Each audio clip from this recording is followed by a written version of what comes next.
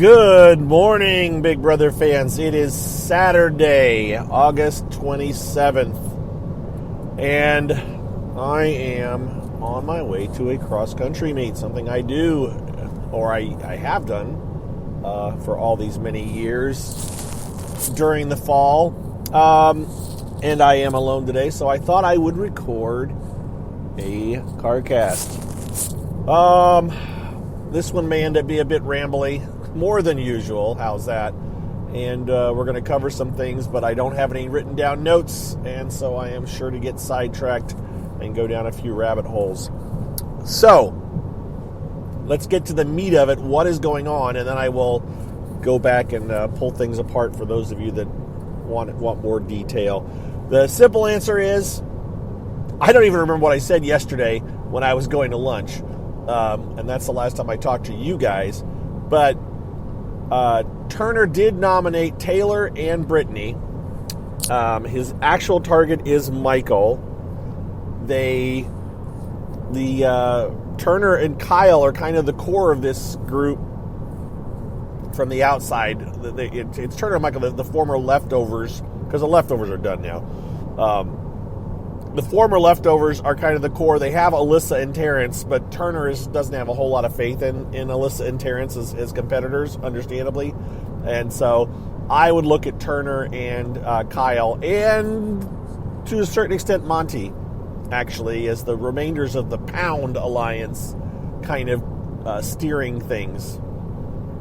The three of them are the three that had the big, long conversation yesterday. And that is where it was indeed decided, this is what we're doing. We're going to go after Michael and Brittany, and Taylor is kind of the side. Well, she's the third of the four that were left inside besides Monty. So Monty was totally chucking the three of them under the bus, saying that it was all them. Of course, I was agreeing, but I really wasn't, kind of thing. Same kind of stuff that the guys are saying about the outside. Look, it was everybody else. I was agreeing, but, so it was all Joseph. Oh, Joseph has gotten so far. You look under the bus, you might not be able to see him because he's so far back there. His name has been besmirched and tarnished. And now look, the problem is, because part of Turner's speech to nominate Brittany and Taylor involves saying that Joseph revealed he had a final three alliance with Taylor and Brittany. Now, I'll have to be honest here. I haven't watched the feeds. Scott actually tweeted at me with an exact time and a day outside the house where Joseph did indeed do this. He did say this stuff.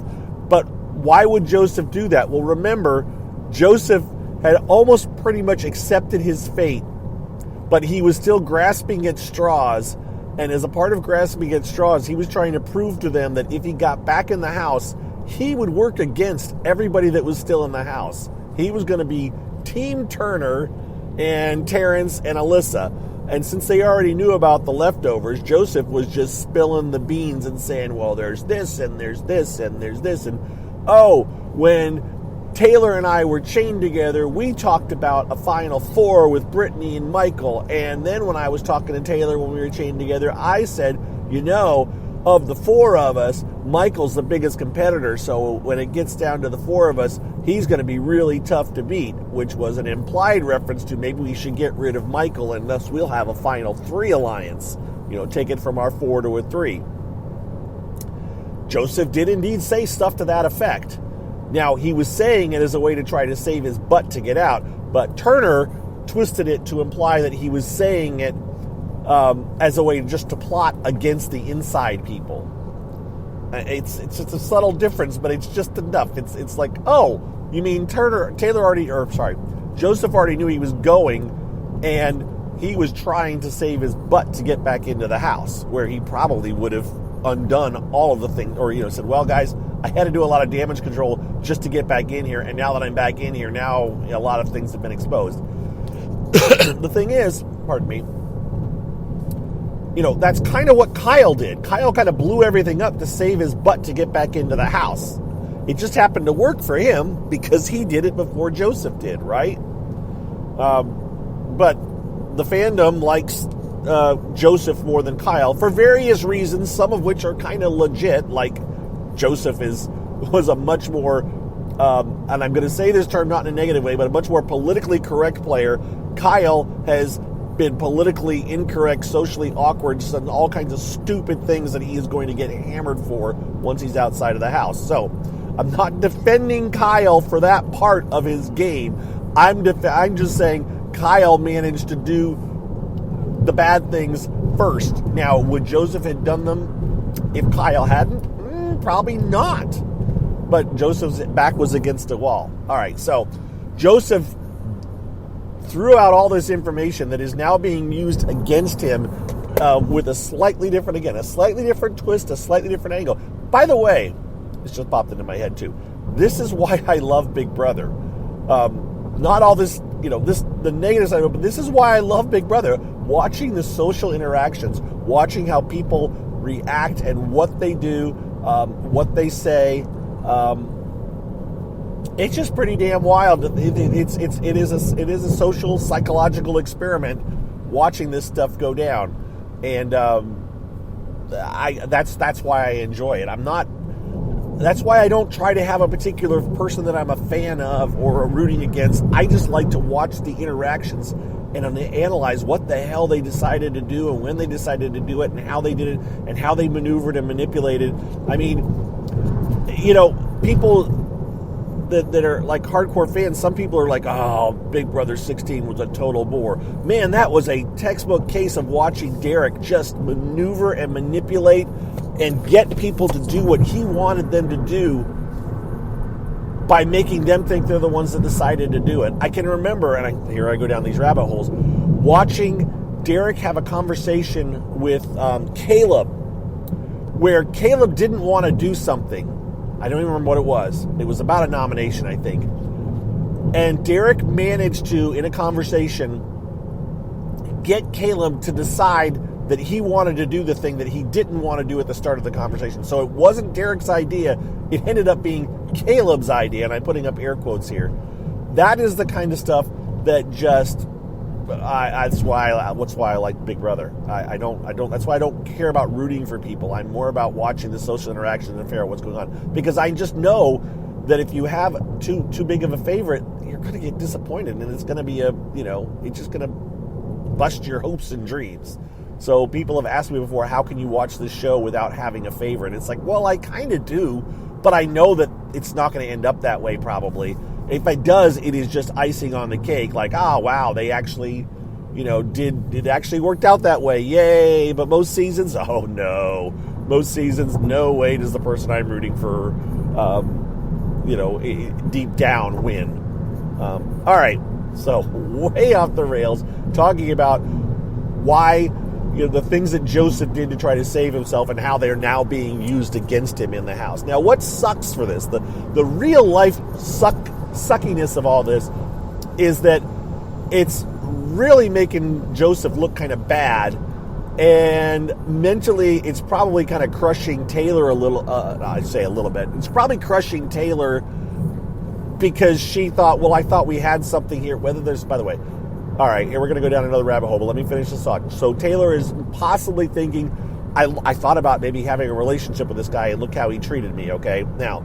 Look at Alyssa. Alyssa is like in a relationship with Kyle, and she found out that he was lying behind her back too, and she's kind of maneuvered through that. But I bet you money that in the back of her brain, she's still thinking, wow, but he still lied to me. And so when they're outside the house, at what point will she say, if they're in a relationship, yeah, how do I know Kyle's not lying to me? He fooled me good in the house. Maybe he could fool me real good outside the house. So tuck that one away.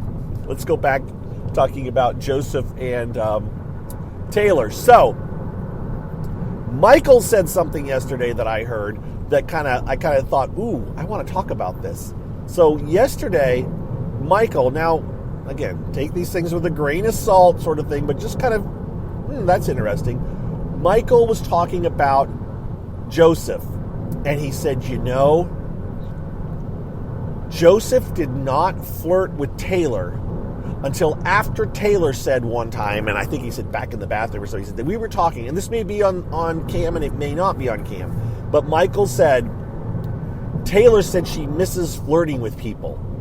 And as soon as she said that, Joseph started flirting with her. Now that's Michael's take on it, but Michael is a pretty astute observer. And so it's possible that that's exactly how it went down. That Joseph did decide to start actively flirting with Taylor when he realized that that's what she wanted. She wanted someone to flirt with her. And she, by the way, as much as Taylor is well loved and everything, and I'm not knocking Taylor, she's not above and beyond, she's not some Vestal virgin, just a pure person,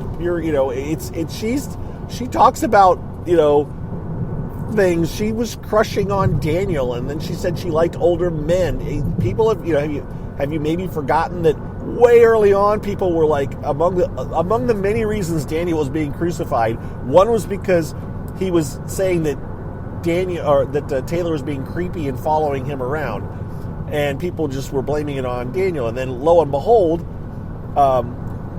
Taylor admits that she has a crush on Daniel. So it's like, oh, okay. And she had said she likes older men. So in the end, I don't care. But it's just kind of like that, wow, that's interesting. That little angle of it. Let's go. Nobody's perfect in that house. And there are definitely people that have bigger issues than others, kind of a thing. So Taylor is awesome. Taylor is well-spoken. Taylor, her being and I'm not sure it is not, I'm sure it is not just having been involved with pageants, but they definitely does teach you how to interact with people, how to navigate social circles and stuff. I have, those of you that know me and have known me for a long time know that one of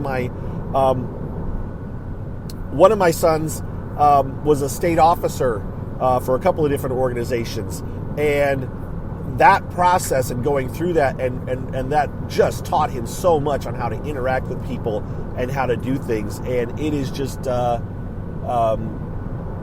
it's so, I think Taylor in some ways that's part of her upbringing, the way that she's learned.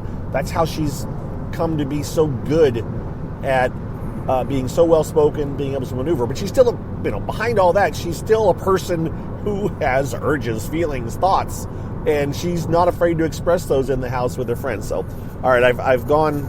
Let me start climbing my way out of these rabbit holes. My point was, it's interesting to look at that relationship between Joseph and Taylor. I still don't know if they're legitimately interested in each other.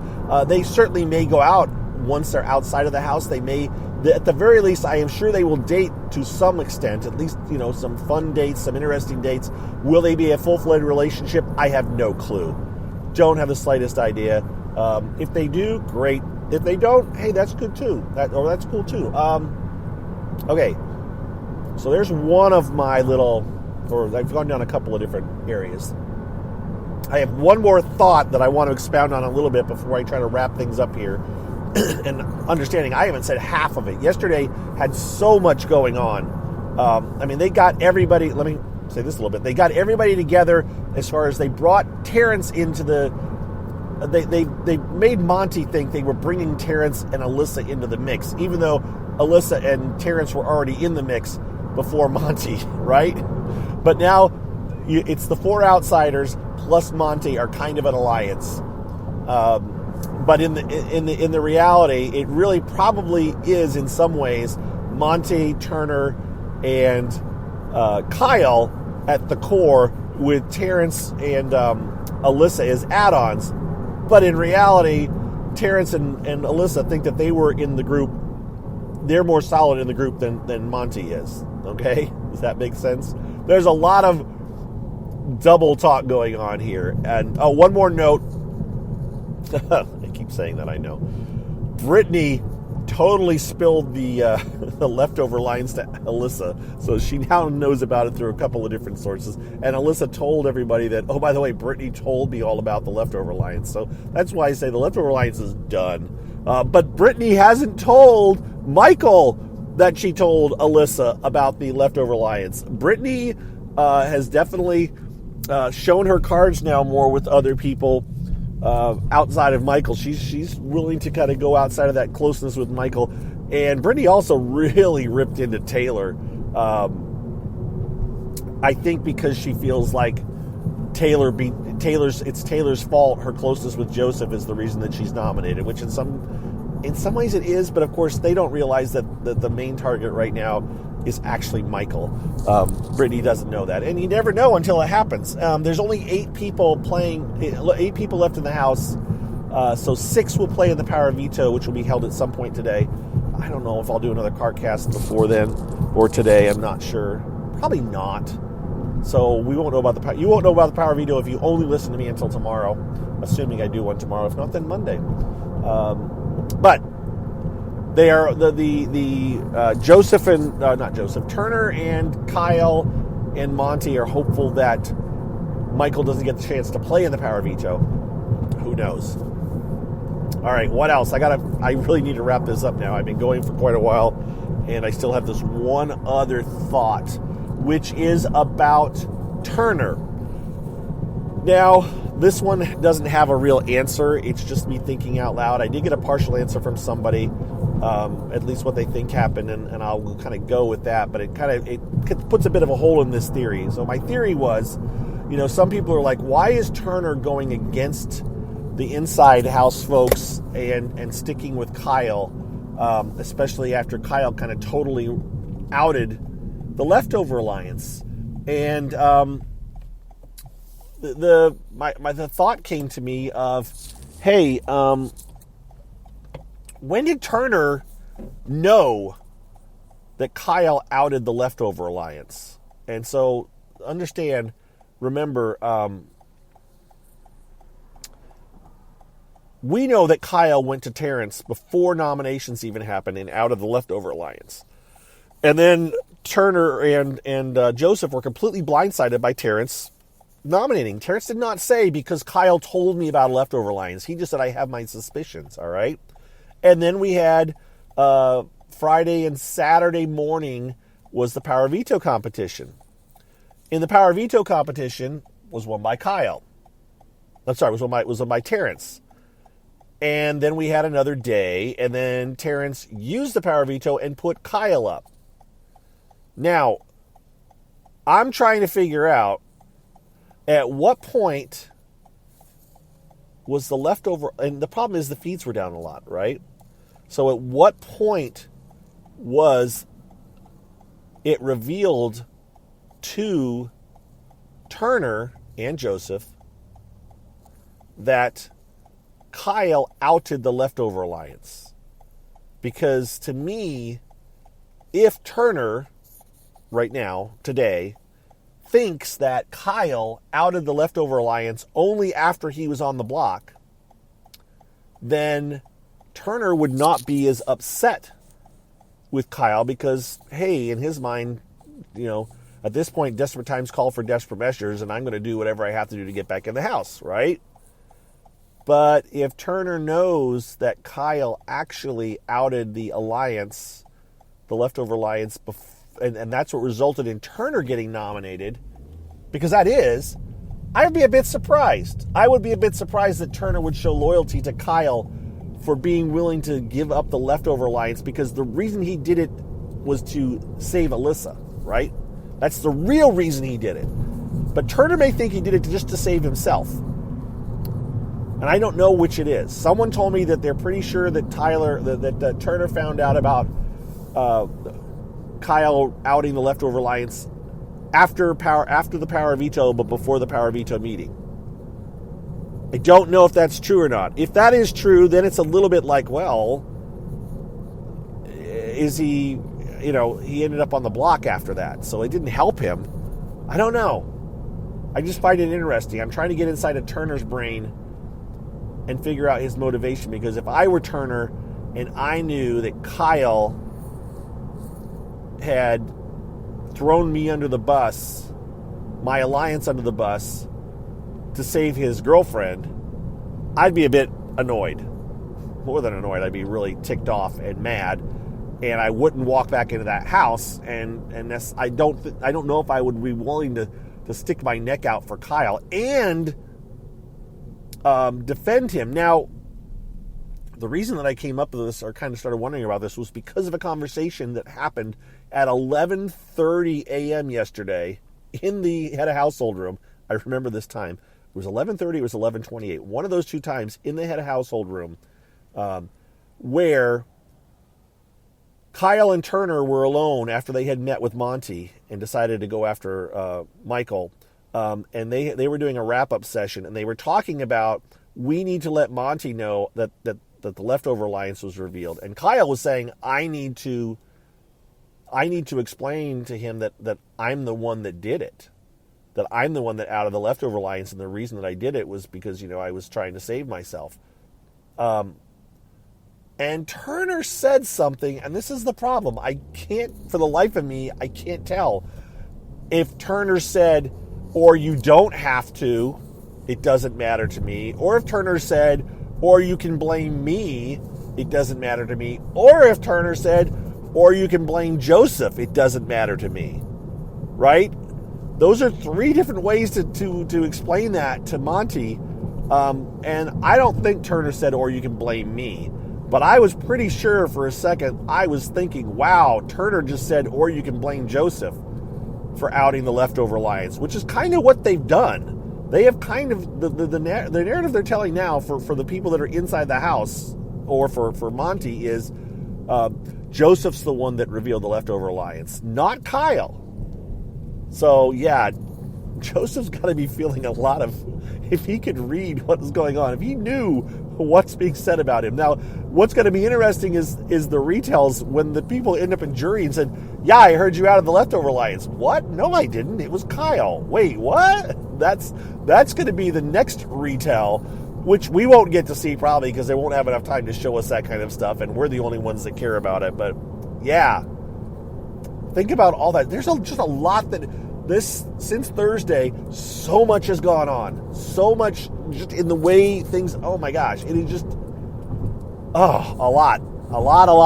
And now, granted, there's people that are fans of, that are rooting for, we're rooting for Joseph, or rooting for Taylor, or rooting for Brittany, and then they're probably going, I don't care, it's nothing's going right. I'm sorry, nothing's going right for you. But for me, who I really don't care which way it falls out, this has been fascinating and interesting and just so much. So, with that, everybody, I'm going to sign off because I am approaching my destination. You've managed to keep me company on my total drive to my second cross-country meet of the season. For those of you that know, one of my sons is a cross-country coach. I should say was the cross-country coach. He actually is no longer the head cross-country coach. He has stepped down with that position, but he's still going to the meets, and I'm still going to go to the meets this year at least, because he has accepted a head basketball position, and that is much more,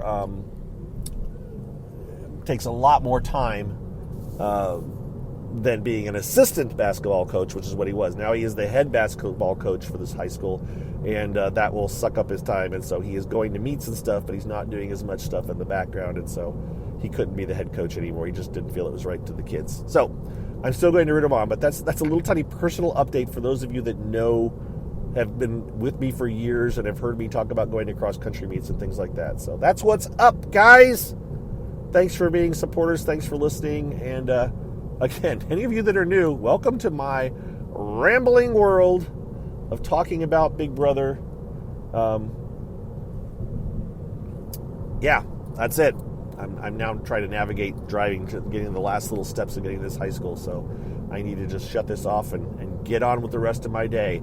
And you get on with the rest of your day, too. We'll see what happens here once the Power Veto competition happens. We'll see if Michael gets selected. Who knows? I may record another one of these after the meet if things have happened that are worth talking about. Otherwise, I'll talk to you either tomorrow or Monday. Be well, everybody. Thanks again. Bye-bye.